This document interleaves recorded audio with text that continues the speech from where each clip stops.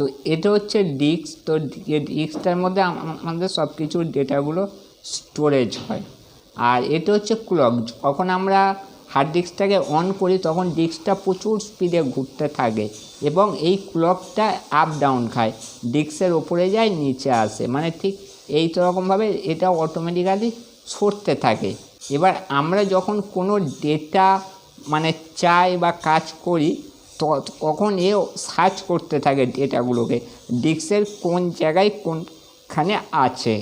এইবারে যে আওয়াজটা হয় হার্ড ডিস্কের মধ্যে, যে বিপ করে বা যে কোনো ভিতরে আওয়াজ হওয়া, মানে এই ক্লকটার এই মাথার ভিতর দিকে কয়েকটা লেন্স টাইপের আছে, মানে একটা পাত আছে, ওই পাতটা ড্যামেজ হয়ে যায় তখন এটা এই ডিস্কের গায়ে ঘর্ষা খায় এবং ওটা আওয়াজ করে, মানে